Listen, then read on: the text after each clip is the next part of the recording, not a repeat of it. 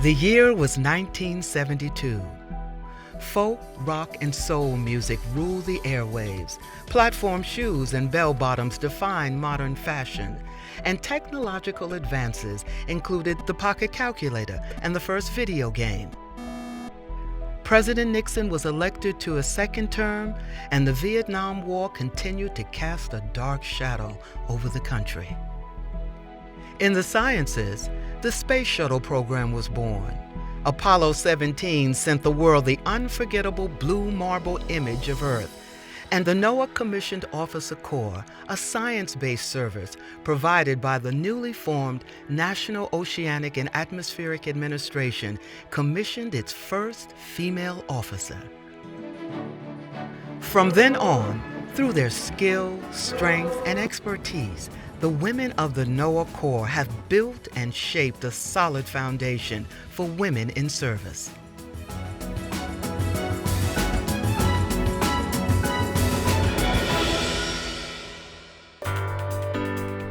With only 321 active officers, the NOAA Commissioned Officer Corps is the smallest of the 7 uniformed services of the United States.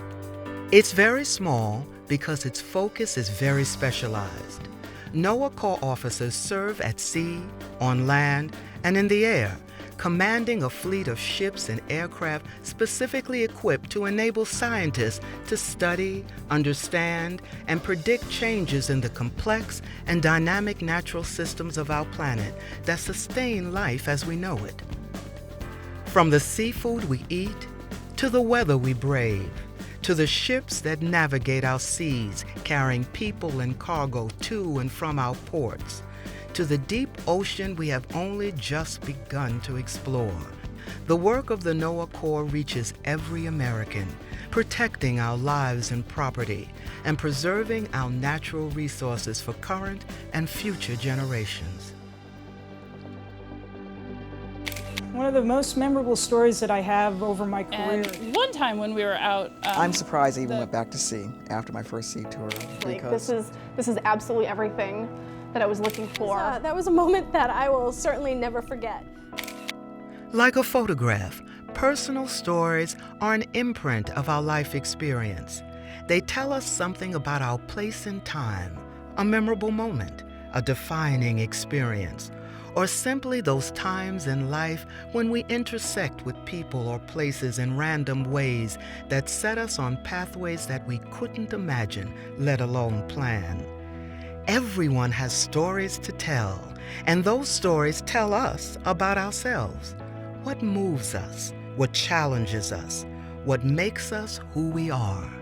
These are stories of a small group of unique women who joined a small corps of unique purpose to serve their nation.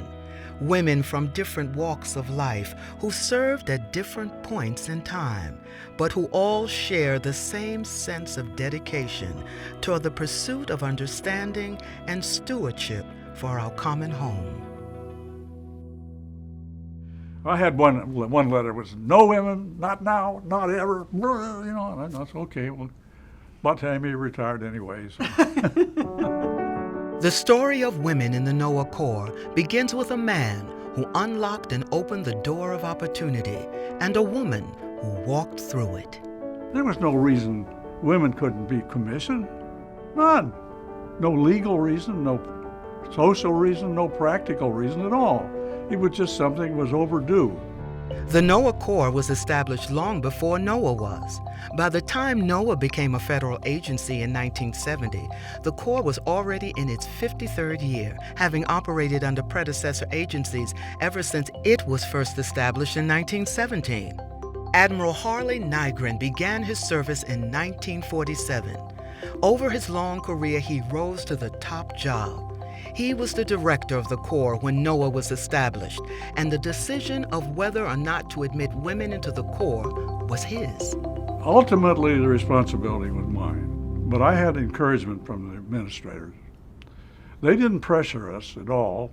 Once in a while, he'd say, "Are you ever going to have any women in the Corps?" And I'd say, "We're looking at it, So it was the environment was there, and it was a matter of looking at the mechanics of it, and the outcome was obvious. We had no basis for not recruiting women, none.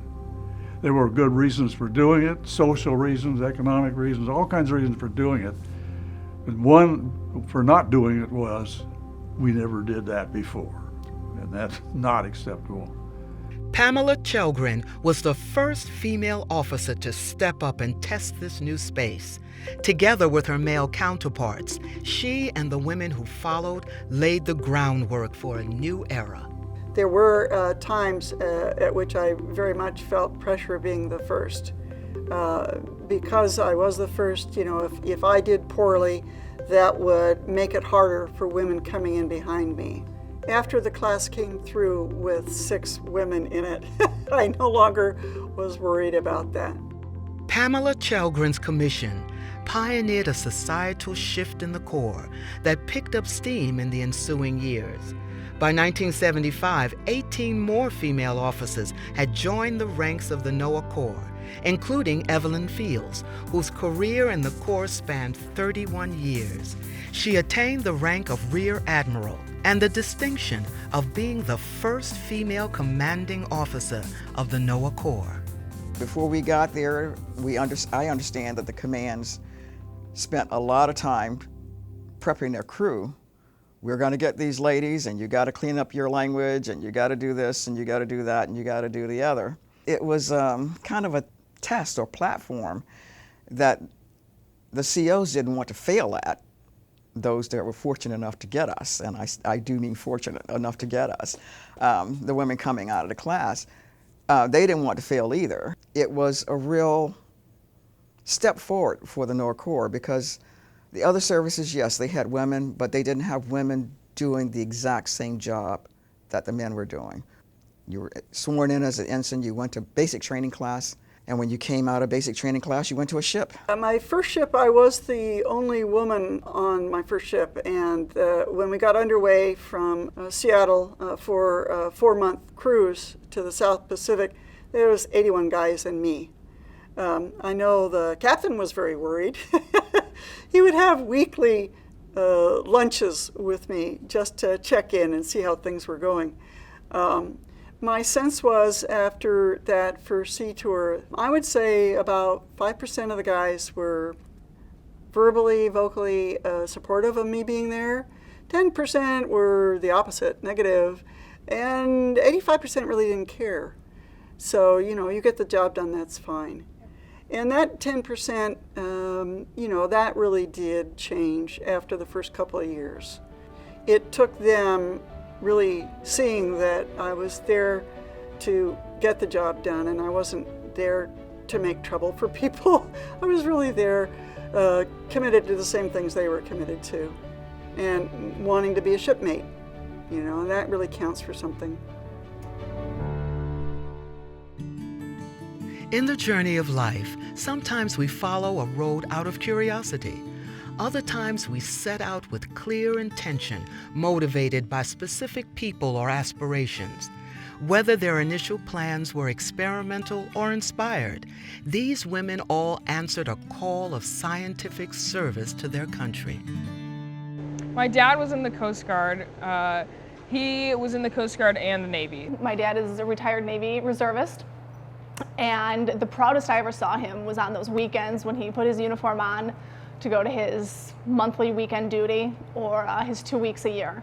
And so I was groomed from the time that I was young to want to serve my country, to work on behalf of my country. That's, I think, initially too what sort of drove that desire to serve my country and to wear the uniform. So I didn't know what my service would look like growing up, but I'm not surprised that I'm wearing a uniform today.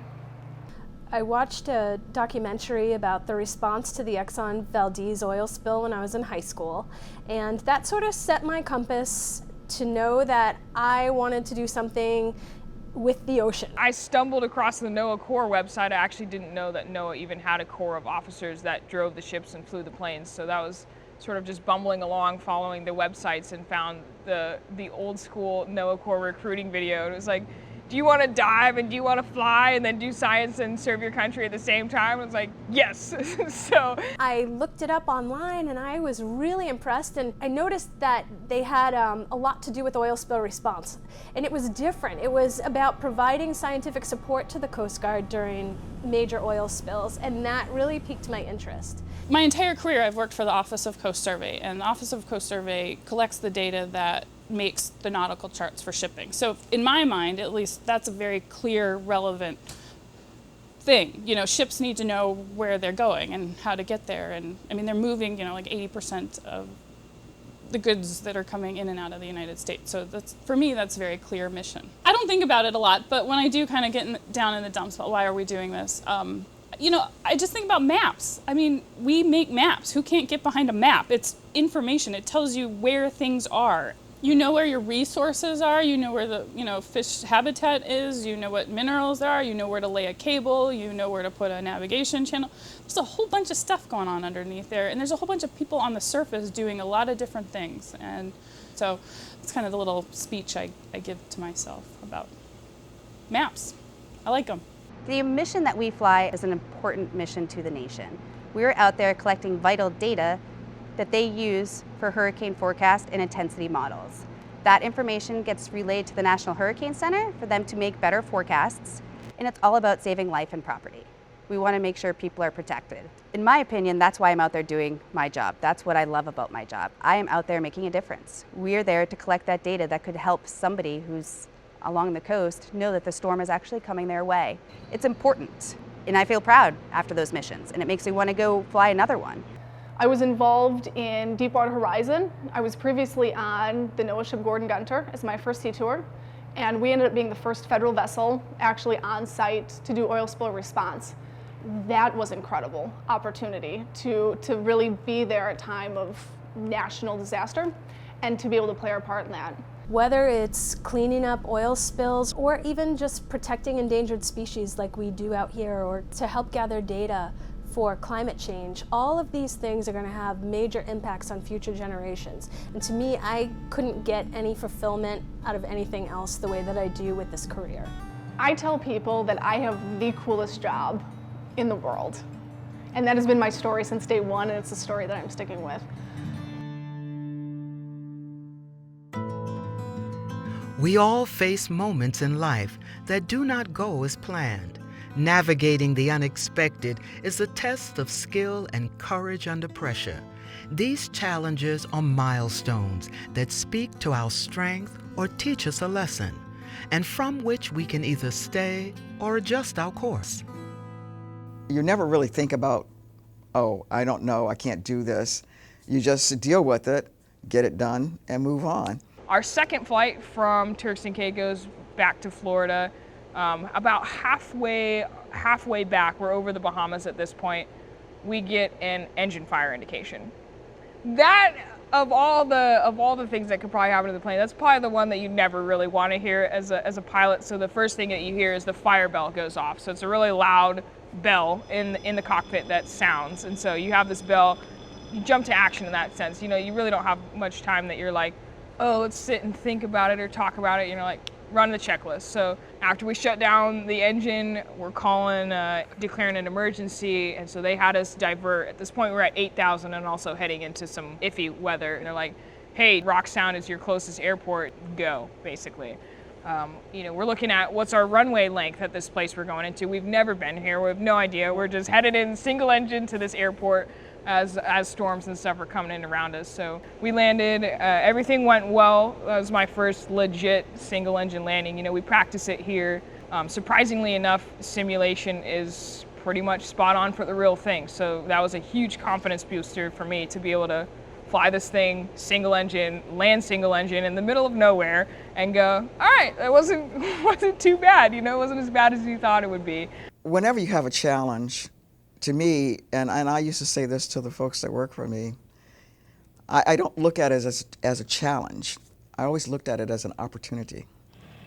And I think that puts it in a whole new realm when you started saying an opportunity as opposed to a challenge. But what that does is it builds a level of confidence. So each time you take one of those opportunities and succeed at it, it builds the confidence that much more. It definitely was one of those things that nobody wants to have an emergency in the plane, but it was also a monster confidence booster for me, and also an assurity in both our training, our aircraft, and your skills. And I think it builds that confidence level to the point that you just kind of go, okay, I'm ready for the next one. Bring it on, you know, and you just move on.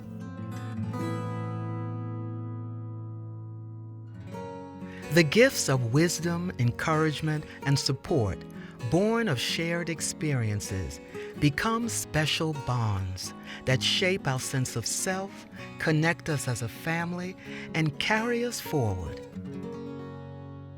One of the things they told me early in life was that in order for two people to really communicate with each other, they have to have some shared experience. You take a group, take a squad of Marines and shove them through a firefight. Those folks are welded forever as a family because they have shared that experience, and now they're communicating. And that's true anywhere. You know, my second ship, I was the only female in the crew. And so, you know, when Liz went out to one of her ships, she was the only female in the crew.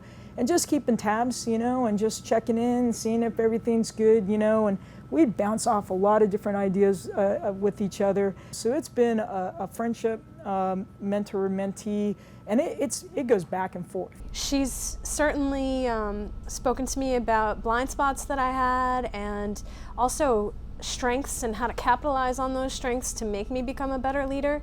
And I know in the past, as she was just saying, I've been a sounding board for her for sure in the past. And so it's kind of nice that it has gone both ways, both up and down between us over the years. They're our support group. We know that we're all kind of going through the same sort of thing. Whenever I need to vent, you know, I'll just call one of my NOAA Corps friends, and, you know, we'll just, you know, scream about things for a little bit, and then it goes back to goes back to normal. They are people that I have maintained close relationships with, that I feel comfortable asking for advice, asking for help, just keeping in touch, letting them know kind of what I'm up to, sharing stories, different things like that. Look above you and look below you at folks who've gone before, folks who are coming up behind you. You're part of a really fairly fabulous club or family. It's a pretty small alumni association of a group that's done some very, very, very special things. You share a bond of service. You've made contributions to the country like no one else has made. You're like a family. Although the idea of women in service is no longer the novelty it once was, this is only because of bold decisions that created new opportunities, and because of the courageous women who seized them and forged pathways for others. Today, women serve prominently at all levels of the uniformed services and have boundless opportunities. So why is it still important to tell stories of the women of the NOAA Corps? I have no idea why it's important to talk about the stories of women in the NOAA Corps. You know, to be honest, I wish that we weren't. I mean, I wish that we were just talking about stories of the NOAA Corps. Like, who cares what you are as long as you can do the work or have the skills or have the training or... I want my job because I'm qualified, not because I'm a girl. Yeah. To be like a woman pilot, I don't think is one of like a news breaking thing. You know, they've been around for quite a while. I've been in the NOAA Corps for 16 years. I have never in my entire career had any, I guess, reactions because I am a female. In my opinion, everything we do is about qualification. We get our jobs because we are qualified. It's not gender specific. Gender is a thing that really, in my mind, I don't see it as an obstacle. I don't see it as something that's in the way of anybody doing their job. What I see is highly trained people in this organization going out and doing the things that they are passionate about and dedicated to. I can sympathize with the viewpoint that, you know, why are we talking about women in the NOAA Corps? It's about the Corps. You know, I was one of the few women in the Navy Reserve oceanography cadre when I was there, one of the few women at the outset in the NASA astronaut program. And I didn't see either of those as, you know, female quests or gender quests. That was a line of work, a role, a profession I was qualified to pursue and interested to pursue, and wanted to earn my standing on the basis of being a qualified professional.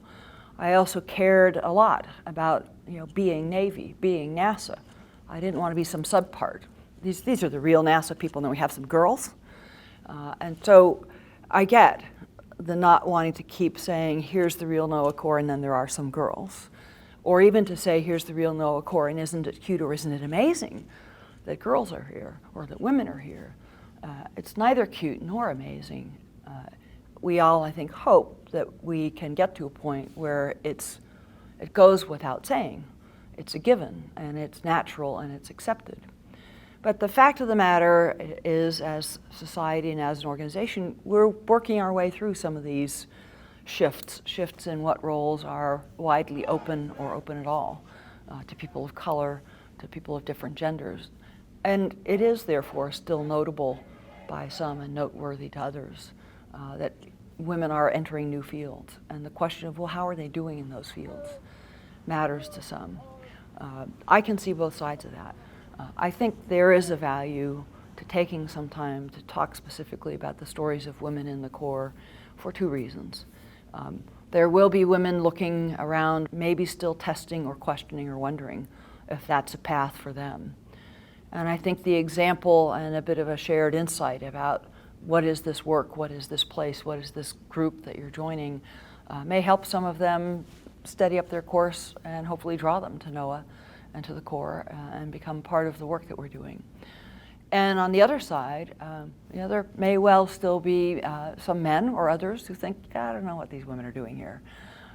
And I would hope that they too would take a look at this film and maybe get a fresh glimpse of the caliber, the competency, the professionalism, the integrity of the women who are serving alongside them as officers in the NOAA Corps, and come to see more clearly that although they change clothes in a different locker room, they are on par, professional standing, professional footing, competency, commitment, dedication, and passion. They are true peers and true equals, and maybe shift that mindset a little bit too.